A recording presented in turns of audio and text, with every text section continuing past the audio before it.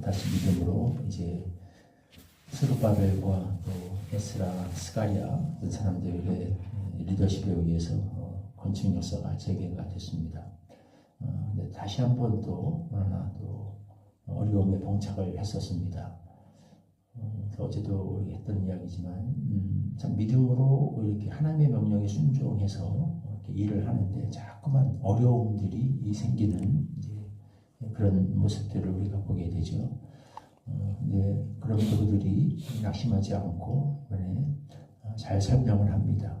고레스 왕에게 가서 다리오 왕 2세에게 가서 우리가 애초에 고레스 왕의 명령에 의해서 허가를 받았고 지원도 약속을 받았고 다 합법적으로 절차대로 일을 하고 있는 것이다. 이 진상을 좀 알려달라라고 이렇게 부탁을 했습니다.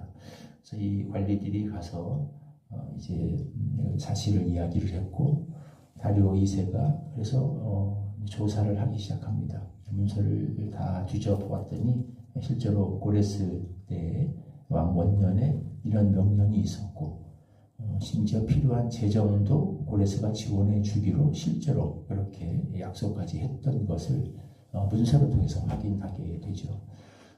그래서 상황이 완전히 180도로 이렇게 바뀌게 됩니다. 다리오 2세가 적극적으로 그렇다면 이것은 우리가 방해할 일이 아니고 완공되도록 우리가 더 힘써서 지원해 줘야 될 사업이다. 왜냐하면 이것은 왕의 권위와 이제 관련이 되는 중요한 문제이거든요. 특히 메소포타미아 이 지역, 바벨론부터 시작해서 페르시아, 특별히 페르시아는 더 그랬습니다.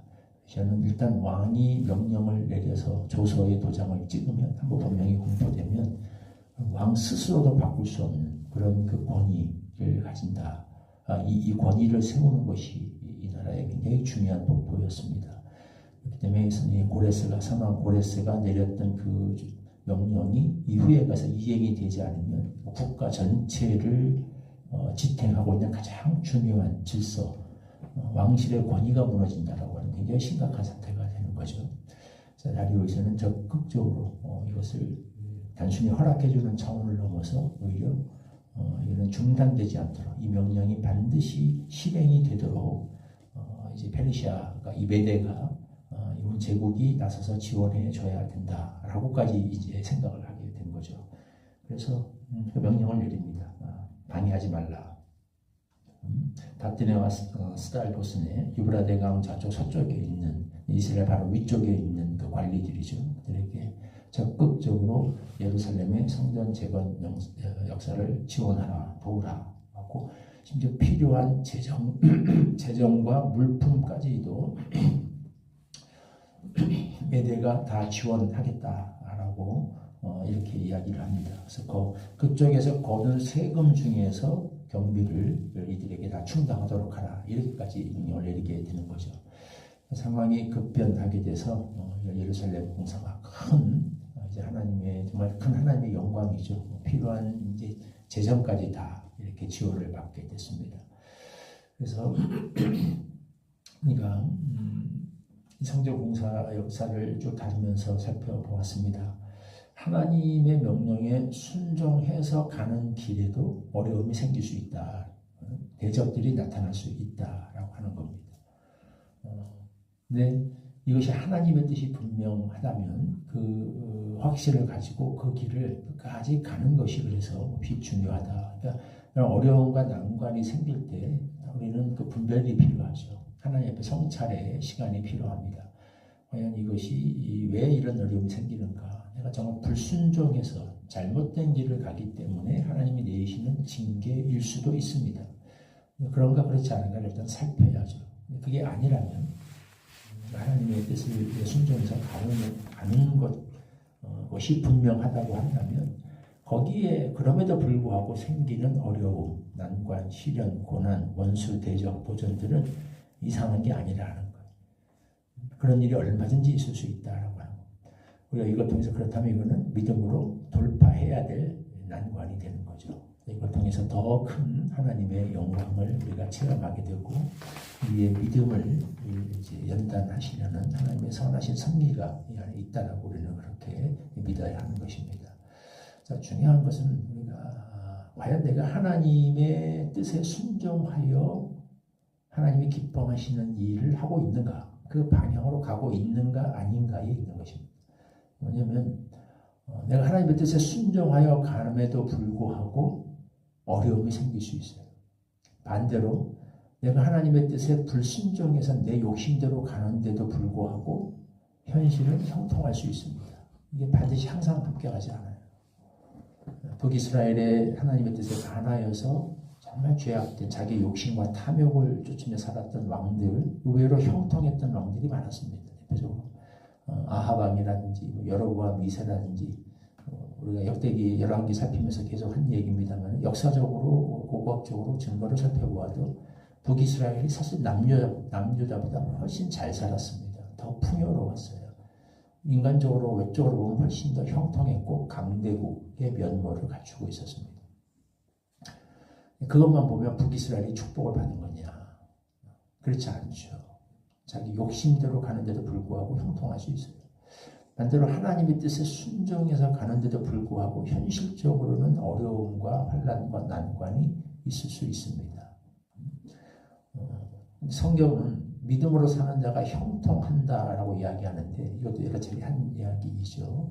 그 형통이라고 하는 히브리어 단어 자체가 어떤 그 지혜와 어떤 그 난관을 뚫어내는 어떤 그 지혜라는 뜻을 어근을 가지고 있고 해내다, 우리가 뭐 살아낸다, 해낸다라는 말이 있죠.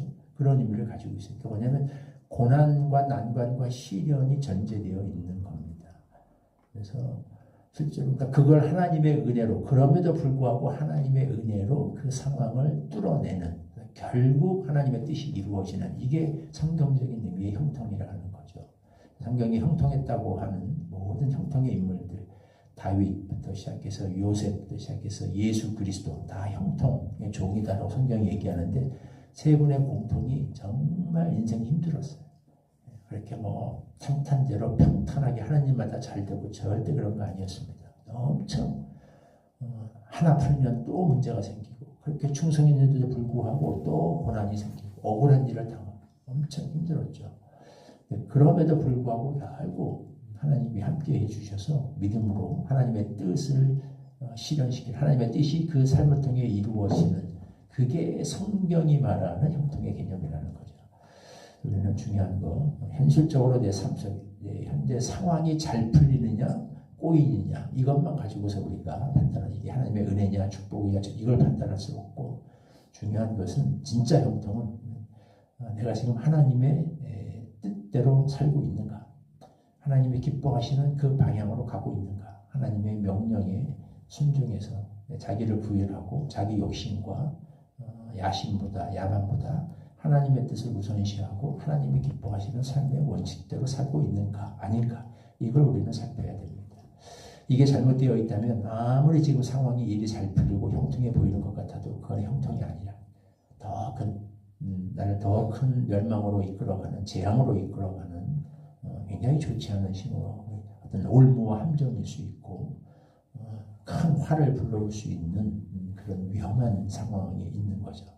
반면에 하나님의 뜻대로 살고 있는 것이 분명하다면, 하나님이 기뻐하시는 그 원칙과 말씀을 내가 붙들고 있다면 아무리 현실이 어렵고 뭔가 안 풀리고 꼬이는 것 같고 자꾸 난관이 생기고 할지라도 그것은 궁극적으로 우리를 진정한 형통으로 이끄는 그 길을 가고 있는 겁니다. 그래서 모든 것이 반드시 하나님의 때에 전화 위복되어서 하나님의 뜻이 이루어지고 하나님의 영광이 나타나고 살아계신 하나님을 체험하는 큰 신령한 기쁨으로 이어지게 될 것이다. 그렇죠? 항상 그것을 나의 방향, 상황보다 현실보다 나의 방향을 하나님 앞에서 말씀에 비추어서 점검하고 살필 줄 아는, 그걸 볼 수 있는 영적인 통찰력이 우리에게 있어야 하겠습니다. 우리에게 그런 은혜를 허락해 주시기를 기도합니다. 12절 말씀 같이 한 목소리로 읽겠습니다. 시작. 만일 왕들이나 백성이 이 명령을 변조하고 손을 들어 예루살렘 하나님의 성전을 헐진대 그곳에 이름을 두신 하나님이 그들을 멸하시기를 원하노라. 나 다리오가 저서를 내렸노니 신속히 행할지어다 하였더라. 주님, 뜻에 순종하여 성전 건축 역사를 시도하고 제기하는데도 불구하고 끊임없이 어려움이 생겼고 상황이 힘들어졌고 문제가 생겼고 또 장벽과 도전이 그 앞에 펼쳐졌습니다. 그러나 그럼에도 불구하고 확신 가운데 낙심하지 않고 주저하지 않고 포기하지 아니하고 하나님의 명에 순종하여 이 역사를 줄기차게 시도하였을 때 결국 하나님께서 역사하셨습니다. 모든 상황이 전화위복되어서 우리가 필요한 모든 것들을 넉넉히 도움들을 얻게 하여 주셨고 변개할 수 없는 이것이 하나님의 뜻임을 만찬하에 드러나게 하셨습니다. 하나님, 우리가 믿음으로 하나님의 뜻에 순종하여 살다가 나타나는 겪게 되는 어려움 때문에 낙심하지 말게 하여 주시옵소서. 불순종하여 살고 있는데도 불구하고 현실이 잘 풀린다는 것 때문에 우리가 속지 말게 하여 주시옵시고, 하나님의 뜻대로 살고 있는데도 불구하고 현실이 어렵다는 것 때문에 낙심하지도 말게 하여 주시옵시고, 중요한 것은 현실적인 상황의 전개보다도 과연 우리가 하나님의 뜻대로 하나님이 원하시는 그 방향대로 가고 있는가, 하나님이 기뻐하시는 삶의 원칙을 붙잡고 말씀에 순종하여 살고 있는가, 이것이 가장 중요한 사실임을 우리가 점검해야 될, 늘 살펴보아야 될 가장 중요한 요소임을 잊지 말게 하여 주옵소서. 예수님의 이름으로 기도하옵나이다. 아멘. 384장 1절 부르시고 주님 가르쳐 주신 기도 함께 기도하겠습니다. 나의 갈 길 다가도